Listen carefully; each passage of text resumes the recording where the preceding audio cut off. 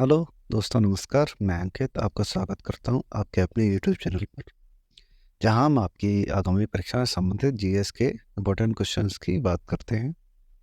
दोस्तों, आज हम इस वीडियो में बात करने वाले हैं मुगल काल के बारे में। दोस्तों, मुगल काल, पूरे मुगल काल की बात नहीं करेंगे। जो दोस्तों हम नॉर्मली जो पढ़ लेते हैं, उसके बाद जो बच जाता है, इम्पोर्टेंट पार्ट जो रहता जाता है मुगल काल का, उनसे रिलेटेड वन लाइनर क्वेश्चंस की बात करेंगे। चलिए आज की वीडियो को स्टार्ट करते हुए देखते हैं दोस्तों।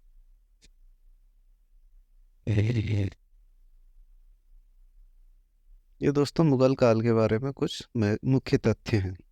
जैसे कि आप सभी ने अभी तक मेरे हिसाब से तो नहीं पढ़ा होगा, जैसे राजभाषा फारसी होती है। जो मुगल काल की राजभाषा थी वो फारसी है। दोस्तों, जब हम पढ़ते हैं मुगल काल वगैरह इन जैसे टॉपिक्स को, तो हम जो छोटी छोटी बातें होती हैं उन्हें मिस कर देते हैं। उसके लिए हमने ये वीडियो बनाने का फैसला किया। इसलिए देखिए, जो मुगल काल की राजभाषा थी वो फारसी थी। और मुगल काल सेना संगठित यानी मनसबदारी प्रथा कहलाती थी। जो सेना को संगठन किया जाता था उसे मनसबदारी प्रथा कहते थे। मनसबदारों का नगद वेतन देने की व्यवस्था थी। मुगल सेना 5 भागों में विभाजित थी। ठीक है दोस्तों, इससे ज़्यादा हमें थोड़ा पढ़ने की ज़रूरत नहीं है फिलहाल। वो और जो बेसिक्स पढ़े जाते हैं वो तो दोस्तों पढ़ने ही पड़ेंगे आपको। उसके बाद में एक्स्ट्रा जो बच जाता है पढ़ने के बाद में, वो ये है। जैसे कि जब्ती प्रणाली टोडरमल ने शुरू की थी। टोडरमल को आप जानते ही होंगे। मुगल काल में सर्वाधिक रुपए की ढलाई औरंगजेब ने किस समय हुई थी? दोस्तों, जो मुगल काल में जो रुपए सबसे ज़्यादा बनाए गए थे ना, सिक्के, वो औरंगजेब के समय बनाए गए थे। भारत में तंबाकू का प्रचलन 1604 ईस्वी में पुर्तगालियों के द्वारा किया गया था। ये भी दोस्तों मुगल काल के समय की ही घटना है। आप समझ सकते हैं, तंबाकू का प्रचलन 1604 से हुआ है, जो कि पुर्तगालियों के द्वारा किया गया था। सॉरी दोस्तों। दोस्तों, निसार सिक्कों का प्रचलन जहांगीर ने किया था, तथा अन्य सिक्का शाहजहां ने चलाया था। जो निसार सिक्के थे वो जहांगीर ने चलाए थे, और अन्य जो सिक्के हैं तो शाहजहां ने चलाए थे। दोस्तों, नेक्स्ट नाम आता है उस्ताद मंसूर। ये दोस्तों मुगल काल के समय पक्षी विशेषज्ञ थे, जो कि चित्रकार थे। पक्षी विशेषज्ञ यानी पक्षियों के चित्र बनाते थे उस्ताद मंसूर। एक औ- दोस्तों, औरंगजेब के बारे में ये है। औरंगजेब एक बेहतरीन बीड़ा वादक थे। जैसा कि आपने काफ़ी जगहों पर औरंगजेब को बीड़ा बजाते हुए फोटो भी देखे होंगे उनके। अकबर, दोस्तों अकबर से संबंधित है ये। अकबर के बारे में है। अकबर नगाड़ा बजाते थे। मतलब अकबर को नगाड़ा बजाना पसंद था, जैसे औरंगजेब को वीणा बजाना पसंद था। औरंगजेब का उत्तराधिकारी शाह आलम था। जो औरंगजेब के बाद जो उस गद्दी पर बैठा उनका बेटा, वो शाह आलम था। मुगल सम्राट का प्रथम अयोग्य शासक।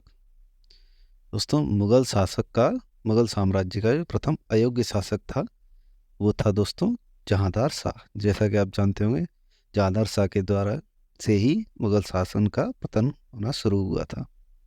दोस्तों, आपने इसका एक उपनाम भी सुना होगा, जो कि ये है। इसे लंपट मूर्ख की उपाधियां भी दी गई हैं। इससे आप याद रख सकते हैं, लंपट मूर्ख यानी जहांदार शाह। सिख नेता बंदा बहादुर की हत्या मुगल सम्राट फर्रुखसियर ने की थी। जो सिख नेता थे बंदा बहादुर, उनकी जो हत्या की गई थी वो फर्रुखसियर के द्वारा की गई थी। फर्रुखसियर ने मुफ्त में अंग्रेजों को व्यापार आरंभ करने की अनुमति दे दी थी। दोस्तों, हमारे जो इतिहास में जो मूर्खों की दी जाती उपाधियाँ वो मुगल साम्राज्य से ही दी जाती हैं। यदि ये ना होते तो हम अंग्रेजों के गुलाम न हुए होते। इन्होंने अंग्रेजों को मुफ्त में ही यहाँ पर व्यापार करने की अनुमति दे दी थी। दोस्तों, फर्रुखसियर के बारे में एक और ये है। फर्रुखसियर की हत्या सैयद बंधुआ ने की थी। सैयद बंधु को भारतीय इतिहास का नृप निर्माता कहा जाता है। आप समझ सकते हैं क्यों कहा जाता है इन्हें। नेक्स्ट आता है दोस्तों मुगल शासक मोहम्मद शाह। दोस्तों, इनका जो उपनाम है वो उन्हें रोशन अख्तर, यानी रोशन अख्तर इनका नाम था एक्चुअल में।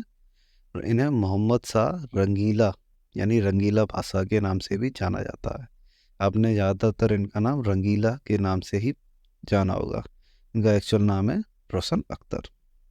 नादिर शाह ने भारत पर आक्रमण 1739 ईस्वी में किया था, जो कि दोस्तों ये मुगल काल ही चल रहा था उस समय 1739 में। वह अपने साथ मयूर सिंहासन, दोस्तों मयूर सिंहासन का नाम आपने काफ़ी बार सुना होगा, इसे ले गया था अपने साथ। नादिर शाह के सेनापति का नाम था अहमद शाह अब्दाली, ये भी नाम आपने सुना होगा दोस्तों। ये सभी मुगल काल के समय की घटनाएं हैं। अंग्रेजों ने 1803 में दिल्ली पर कब्जा कर लिया था। 1803, इस समय भी दोस्तों मुगल काल ही चल रहा था। इलाहाबाद की संधि 1765 ईस्वी में हुई थी। इस संधि के अनुसार मुगल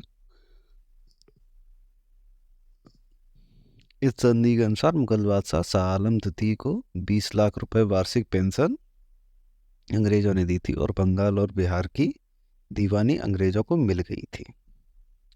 जैसा कि आप जानते हैं दोस्तों, इस संधि के द्वारा बंगाल और बिहार की जो जैसे वहाँ से टैक्स वगैरह जो वसूला जाता था, उसका अधिकार इन्हें मिल गया था उन पर राज करने का। शाह आलम द्वितीय यानी शाह आलम द्वितीय के समय की घटना है ये, 1765 ईस्वी की। अंतिम मुगल बादशाह बहादुर शाह जफर द्वितीय थे। ये एक कवि थे दोस्तों, बहादुर शाह जफर एक कवि थे। अंग्रेजों ने इसको निर्वासित करके रंगून भेज दिया था। दोस्तों इनको अंग्रेजों ने गिरफ्तार करके जो रंगून की जेल थी उनकी, वहाँ पर भेज दिया था। यानी दोस्तों इन्हें एक तरह से जेल नहीं थी दोस्तों, उन्हें एक तरह से इन्हीं के किले में बंद कर दिया गया था और उन्हें रंगून भेज दिया गया था। दोस्तों आज की क्लास यहीं पर समाप्त होती है। ये कुछ महत्वपूर्ण क्वेश्चन थे जो कि आप लोग तैयारी करते हैं तो उसमें छूट जाते हैं, जिन पर कोई ज़्यादा ध्यान नहीं देता, लेकिन यही क्वेश्चंस ज़्यादातर आजकल परीक्षाओं में पूछे जा रहे हैं, इसलिए इन्हें विशेष ध्यान से पढ़ लीजिएगा दोस्तों। आज की वीडियो को समाप्त करते हैं।